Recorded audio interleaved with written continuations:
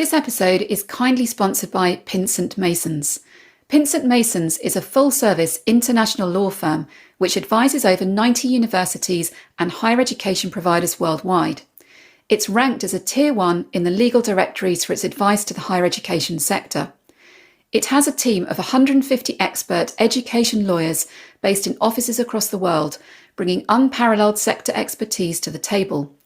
The firm has advised on some of the most groundbreaking and complex transactions in the higher education sector in recent years, ranging from mergers, overseas joint ventures, student accommodation projects, to supporting institutions with regulatory challenges.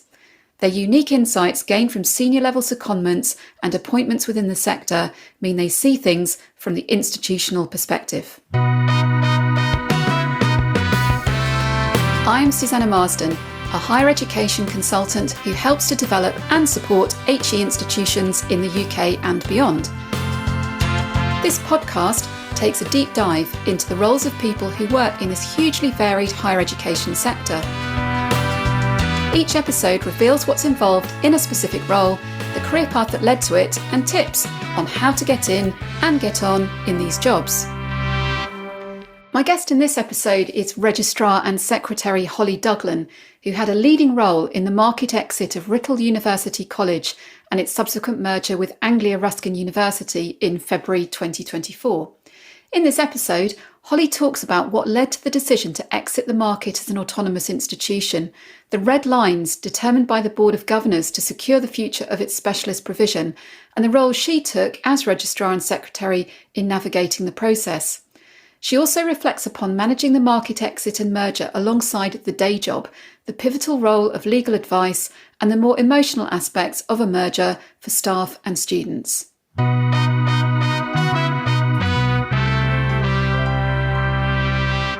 Holly, welcome to the podcast and thanks for being my guest today. We're going to focus much of today's episode on the role you had in what became the merger of Writtle University College with Anglia Ruskin University earlier in 2024. But to start off with, can you tell us a bit more about you and your career background so far? Hi, Susanna, and thank you. Delighted to be here. Yeah, so I've worked in higher education for around 20 years now. My first job was straight after graduation, and it was a planning officer role at the University of Reading.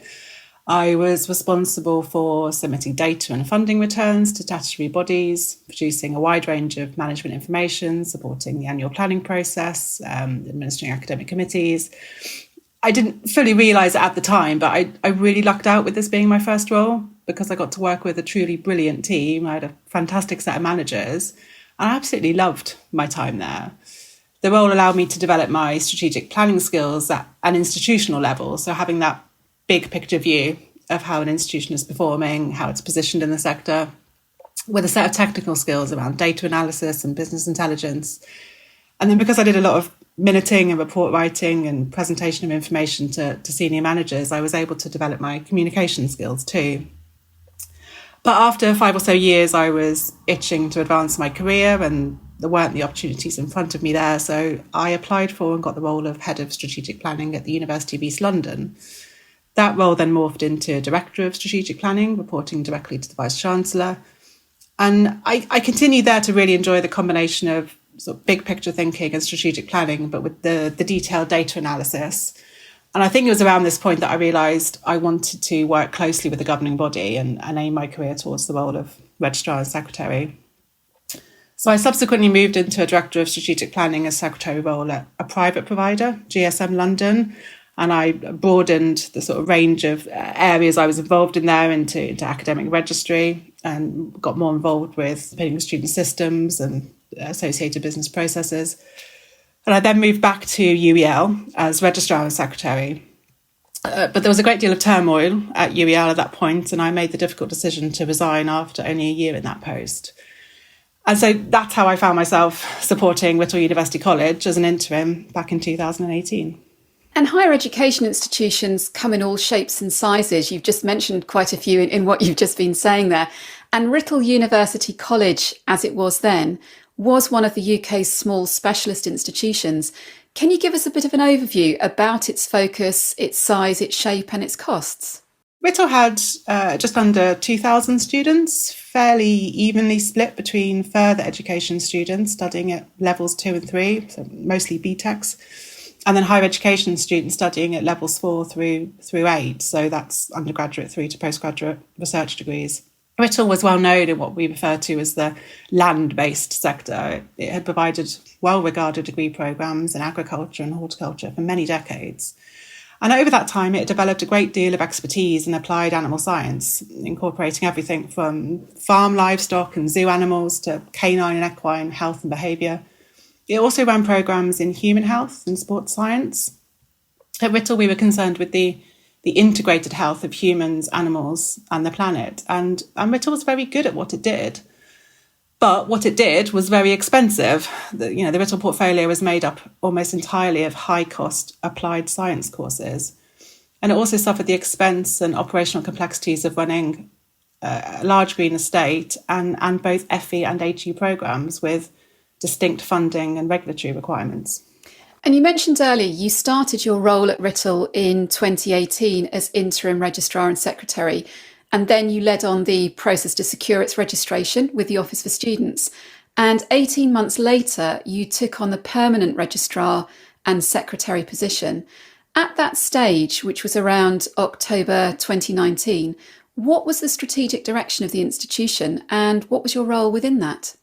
So back in 2018, the OFS was questioning Writtle's assertion as part of its application to be registered that it was financially sustainable.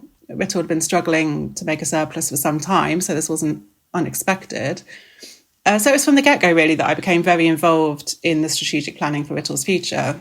The Vice-Chancellor, Professor Tim Middleton, hadn't long joined the institution either, and it was clear to both of us that something fundamental needed to change. Writtle couldn't keep stumbling forwards and periodically selling off a few fields to prop up the cash position.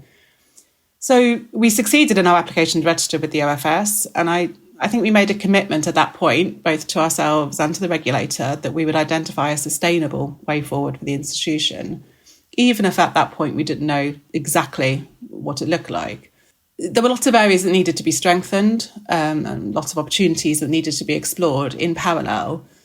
We appointed a brilliant head of marketing and recruitment and started to increase our intake numbers. We became very outward looking and explored partnership opportunities with other providers in our region. We agreed a strategic deal to release surplus land from the estate in phases, aligned to a long-term estates master plan. And we cut costs wherever we could, which was painful but necessary. And we did all of that while trying our very best to protect the quality of the student experience. And we were successful in that. Our NSS scores were consistently in the top 10 to 20 of universities and usually at the top of the table in our particular subject areas. We didn't know if these steps we were taking would be enough, but we knew we had to get on and do them anyway because we had to get the institution into the best possible shape. I was always very conscious that we only had so much time to grow revenue and to stem the cash outflow. But then COVID hit and we lost the best part of 2 years.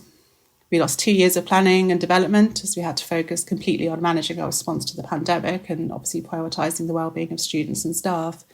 And crucially, we lost a significant amount of income from the most profitable parts of the institution, our student residences, our successful short course unit, conference and summer school income, etc. And coming out of the pandemic, at what point did market exit as an autonomous institution become apparent and partnership with another organisation become the only realistic option for Writtle provision to survive? And what role did you take in reaching that conclusion with the rest of the senior team and the governing body? That's a good question. I can't speak for others, but I realised as we emerged out of the pandemic that we just lost too much time. As you can imagine, we were constantly reviewing our financial forecast, and as each year passed by where we didn't meet our income targets, that growth acceleration required in the subsequent years increased. And I remember sitting with Tim and looking at that sort of ever-increasing gradient on those graphs and thinking that it was unrealistic.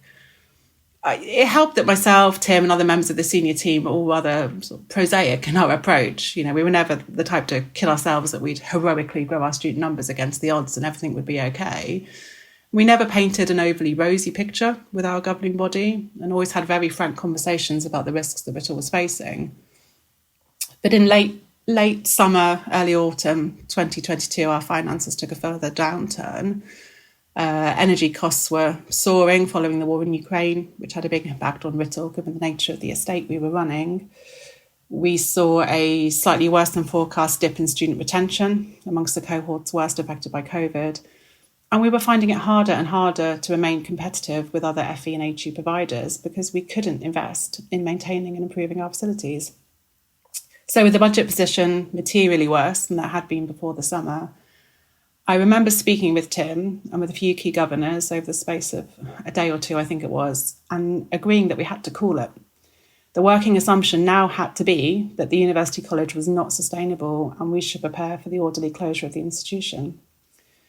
That situation was thoroughly debated and discussed with the senior team and the board, always with the cash flow forecast on the table so that we didn't lose sight of the facts. And at that point, we collectively resolved to start looking in earnest for merger and acquisition partners.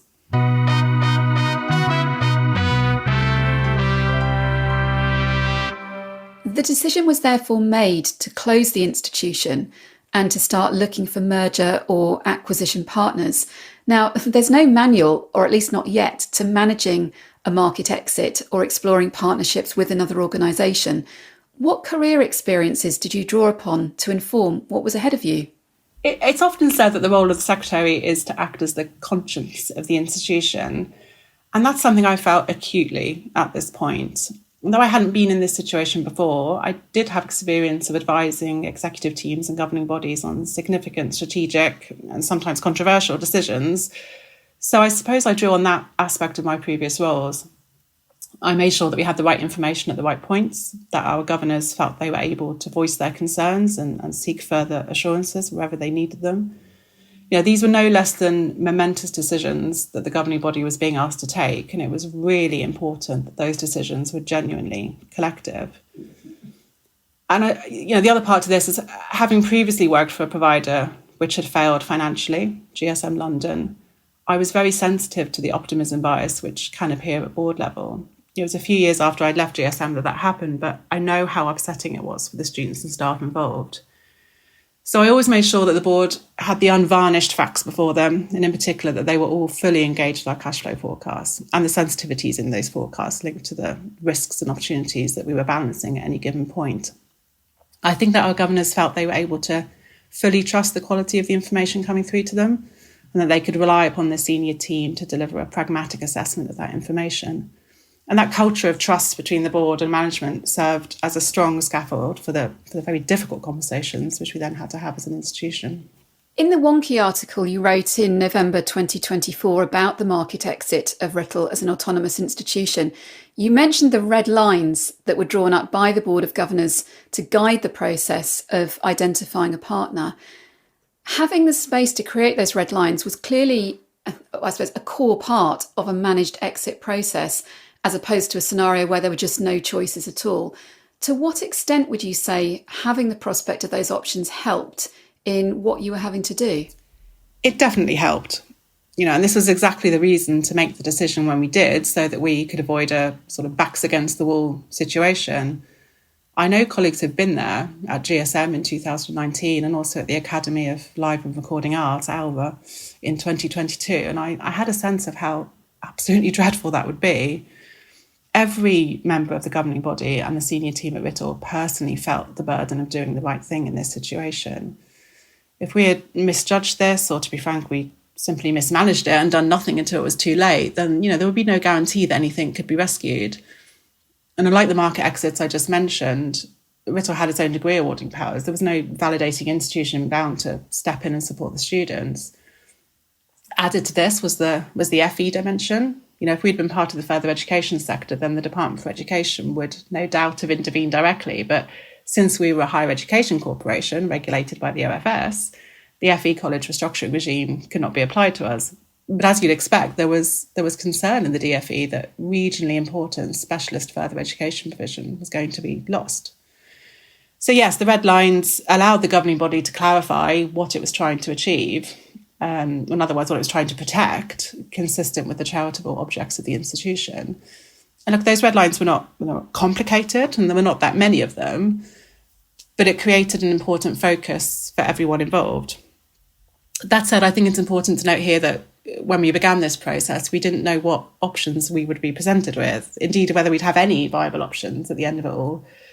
So although it was important we agreed on and communicated those red lines, I don't think we were under the illusion that those red lines put us in control. We were still reliant upon so many factors that were outside of our control. And the financial position of the institution at that point meant that you were engaged with the Office for Students because of its regulatory responsibilities for student protection. And obviously that topic was also the top concern of the Board of Governors. Something that I think would be interesting to listeners to know about was about how the relationship with the Office for Students worked during that phase. Well, unsurprisingly, we were already in dialogue with the OFS due to our financial position, as I know is the case with many other providers at the moment. This took the form of regular meetings, usually involving our key contact at the OFS and a member of their finance team. This meant that when we made the decision to pursue the merger, takeover and submitted our reportable event to the OFS, there was already a good working relationship with them. At this point, the market exit team, the OFS, also joined those meetings. But overall, the OFS didn't get too involved. They could see that we were actively and carefully managing the situation, and that as things progressed, there was a reasonable prospect that an acquiring partner would be secured. Their main concern was to ensure that we weren't suddenly going to run out of cash, which we would have done ultimately, but not at that point in time. We'd always made a point of being transparent and forthcoming with the OFS, so I think there was a degree of trust here, which made things reasonably straightforward. Once we had selected ARU as our partner and we progressed the merger, again, the OFS was not heavily involved. There was certain information that obviously had to be provided to them, largely concerning the situation post-transfer. But the OFS did not play an active role in the merger process itself because they didn't need to. By far the greatest regulatory workload came from the DFE, and that was concerning our transfer of FE activity from Writtle to the newly formed subsidiary FE College at ARU.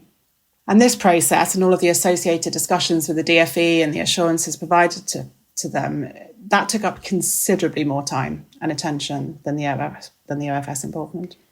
After assessing the various options, and as you mentioned there, the governing body concluded that a relationship with Anglia Ruskin University, or ARU, offered the greatest benefits in both sustaining the provision and retaining the wider community impact of Writtle's activities.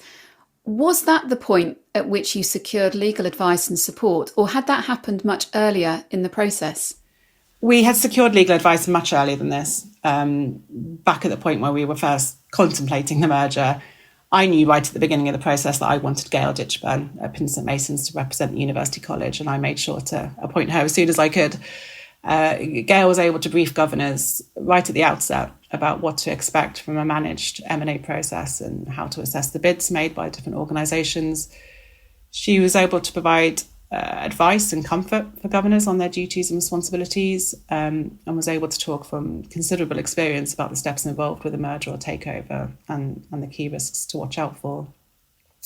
Gail was also present with myself and the Vice-Chancellor for most of the negotiations we had with the different organisations during the process, right through to the final few partners on the table. At this point, we had to very carefully assess which route presented the best option for Writtle students and wider stakeholders. And to do this, it was essential that we understood the legal ramifications involved with each one. Now, Gail's experience and expertise here was vital, not least because we had options on the table with private limited companies which had entirely different financial and governance implications than the ARU merger, and would have required an entirely different, in some cases, significantly more complicated transaction structure. Now, in the end, the HE merger with ARU was a reasonably straightforward merger of two higher education corporations. Though, as noted before, there was the added complexity of needing to establish and designate the FE College subsidiary, which at one point threatened to cause significant delays to the whole process. Gail was instrumental in pushing this forwards. You had what must have been an all-consuming role in the lead-up to the merger decision, and then in the steps that followed through to the dissolution of Writtle as an autonomous institution. But I guess you also had your day job as Registrar and Secretary, including leading a number of teams. How did you go about keeping all those plates spinning, and from where did you draw your own support? I was very lucky at Writtle to work with a brilliant group of people. We all bore the strain of the situation, but we all supported one another. I knew I could be open and honest with those colleagues. We all tried to stay focused and positive for the benefit of students and staff, and I was consistently impressed with how everyone was able to multitask in the way that they did. Anyone listening to this who's worked in a small HE provider will be familiar with the way that you have to work broad and deep as a leader in these institutions, and that was true at Writtle. Added to this, we were already operating with minimal resources in every area due to our financial situation. So we had no choice but to be sort of hyper-focused on what mattered most and to be pragmatic with how we managed our time. But, I think we all had moments where we felt like we were going to hit a wall. None of us were superhuman. As well as my colleagues in the senior team, I also drew on support from some of Writtle's governors. The University College was fortunate to have some very capable and engaged trustees, and there were a few in particular that I knew I could pick up the phone to if I was having doubts or feeling concerned about something. I'm very grateful for that, and it helped me feel less alone in some of the most difficult moments.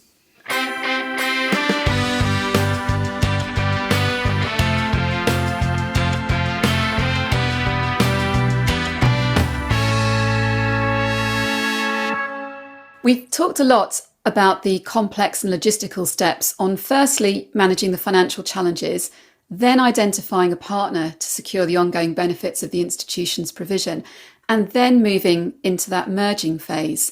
But, as we just talked about there to do with your own role, this is really tough stuff for people, for staff and students who will have been invested in the institution and the fact that it had been in existence for somewhere like 130 years.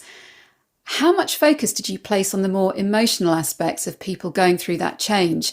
And did anything surprise you about how colleagues or students reacted? You're right, this was really tough stuff. And there were different phases to this. It was tough for those of us in the senior team during the period between starting the process to find a merger partner and announcing it to everyone. That was the best part of a year where we had to maintain confidentiality on something that we knew was going to be personally and professionally really challenging for our colleagues. Though at the beginning we didn't know exactly how. And the initial worry was that we wouldn't be able to find any suitable partners, with the obvious awful implications for students and staff if we couldn't. And then the focus inevitably shifted to the different impact of the options we had on the table, in particular for our colleagues. Myself and the VC were negotiating takeover options which would have seen all jobs at Writtle protected, including the senior team, at least to begin with. That was never going to happen with a university-to-university merger for obvious reasons. So we were having to balance that instinctive concern and emotional reaction on behalf of the staff at Writtle, some of whom had committed a huge part of their lives to the institution, with the overall assessment of what was right for the long term. Now, as we came to the conclusion that ARU was the best option to achieve what we had set out to do, there was a real mixture of feelings. There was satisfaction that the process had yielded a really good outcome, though we were yet to complete on it and there were still things that could go wrong. But then there was a great deal of anxiety about how it would be received by students, staff and wider stakeholders, and in particular, how it would affect the professional service teams at Writtle, some of whom might not have a role in the post-merger structure. But that was a matter for ARU and not something we had sight on, so there was little direct assurance that we could provide to staff on that. Making the announcement in July 2023 was a relief, for me at least, having the news out there and being able to speak openly with colleagues in both institutions. Writtle and ARU worked very closely together on all aspects of the comms, and the news was released in tandem to both sets of staff and students. The following 7 months, though, were challenging as we simultaneously managed the uncertainty of what exactly the merger meant for different teams and individuals, whilst continuing to progress the merger itself. So agreeing heads of terms, managing the designation of the new FE subsidiary, negotiating then the binding transfer agreement, and starting to project plan the integration of the two institutions. And of course, in amongst all of this, continuing with the day-to-day running of the University College. I know that was a really challenging period for a lot of staff, particularly those in professional service teams. The patience and the integrity with which they met this challenge wasn't a surprise to me, because I knew what a hugely committed group of staff we had at Writtle, all motivated by doing the right thing for students. But I was nonetheless struck by the resilience and the professionalism of my colleagues through this tricky period. Picking up a bit more on that people side of things, for those colleagues and students who've gone on to be part of what's now ARU Writtle, there will be some aspects that remain the same in their day-to-day life, but other aspects that are bound to have changed because of being part of a larger institution. Within the pre-planning process, how much thought was given to what those changes might be like for colleagues and students to support them in that transition? Or was it just that was a post-merger aspect for ARU? So ARU is very conscious from the outset of needing to protect, as far as it could, the sort of intangible aspects of Writtle that made it such a positive place to study, the feel and culture of the place. In particular, the strong relationships between staff and students that one often finds in a small institution, but can be hard to replicate in a very large one. So, this aspect of things was certainly discussed. The extent to which it's been successful is hard for me to comment on, to be honest, as I left Writtle at the point that the merger completed. The detailed planning work for the merger started soon after the announcement in July and ramped up once we'd agreed heads of terms with ARU in the October. A series of project groups were established covering different business areas, overseen by a programme board involving ARU and Writtle senior staff and governors. At this point, we also agreed that myself and the Secretary of ARU would sit as observers on each other's board of governors through to the point of completion to provide that line of sight between the two governing bodies. We were trying to complete the merger in December, but this was ultimately pushed back to the end of February. So there was around 6-7 months of planning ahead of the merger completing, which incorporated the work associated with the TUPE transfer of staff and the formal consultation on the post-merger staff structure. It was a deliberately accelerated approach and the volume of work was intense. But both institutions took the view that we didn't want merger completion to take any longer than was strictly necessary, partly to lock in the financial solution that Writtle so badly needed and partly to avoid an extended period of uncertainty that risked destabilising students and staff. Finishing up our conversation today, I want to pick up briefly on looking at the sector more broadly. We're in an era where collaboration and partnership of different types are being talked about because of the financial position of many HEIs. And those financial challenges are not limited to smaller specialist institutions of the type we've been talking about today, but to institutions of all shapes and sizes.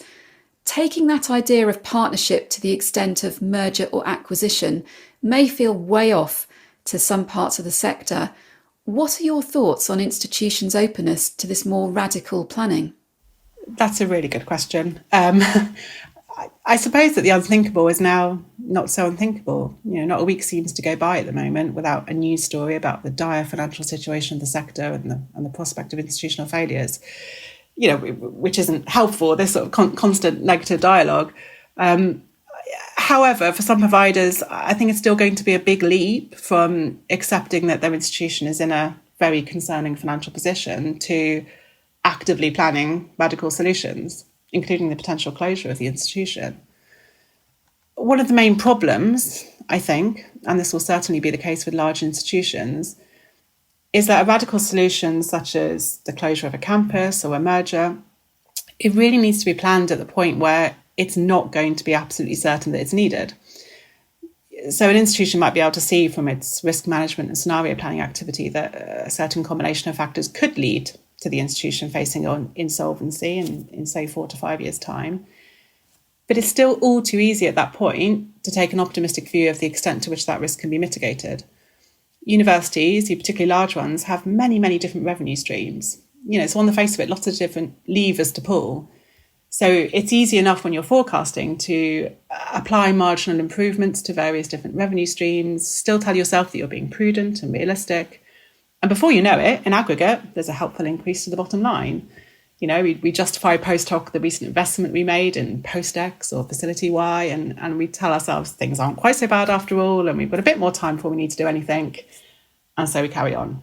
We don't have those speculative conversations, which at that point probably just feel like a drain on precious resources. But we all know that the collective revenue increases that the sector forecasts every year simply won't happen. It's impossible. HEFCE was pointing this out 10 plus years ago, and of course the OFS has been increasingly drawing attention to it given the current context. How many institutions are prepared to forecast a downturn in overall student numbers, even a small one? It seems counter to the huge amounts we now invest in marketing and recruitment activity to suggest it's then not going to work. And, who wants to be the lone member of a management team or the lone governor who puts up their hand to paint that negative picture, no matter how realistic it might be, and demand that the university plans for the worst? That's a really scary thing to do. And it can feel like you're undermining the Vice-Chancellor and their team. And it might even be seen as a sort of backhanded vote of no confidence. So back to my example, a year passes by and then another, and the university is increasingly adrift from that original prediction at the beginning of the forecast period.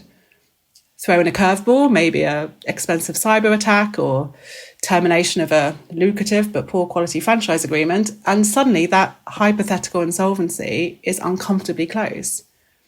At that point, with little time to play with, it's going to be very difficult to engage in a properly planned process to transform the operating model or close a campus or seek a merger partner, whatever could potentially rescue the situation. So I suppose what I'm trying to say here is that providers need to take a really, really hard look at their particular operating context, the specific markets in which they operate.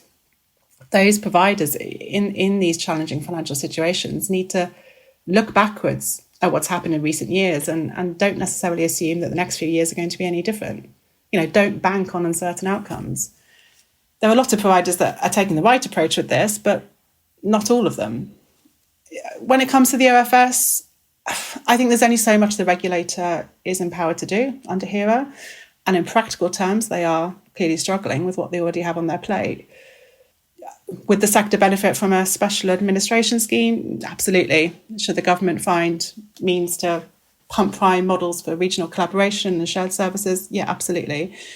But sadly, I don't think we should hold our breath for these things to happen. And their absence obviously can't be a reason for not taking action. So I do think the sector has to avoid looking outwards for a solution because it's unlikely to come just yet. But to flip that and to finish on an optimistic note, if I can, I would remind colleagues of the enormous goodwill and kindness and willingness to collaborate that exists in this sector and always has done. It's perhaps counterintuitive that as higher education providers are scrapping it out for every last student enrolment in this hyper-competitive battle to stay afloat, that actually we have to return to being more collaborative. I think solutions where they exist will be identified from within the sector. But that involves institutions and individuals sticking their head above the parapet, and their teams and crucially governing bodies giving them the backup to do that. Holly, thank you so much for sharing your insights today, which I know are going to be really valuable for many colleagues in the times ahead. It's been a pleasure. Job Shadowing HE was written and presented by Susanna Marsden, and you can find out more information about her consultancy work at susannamarsden.co.uk. Audio production and music was by me, Rodri Marsden.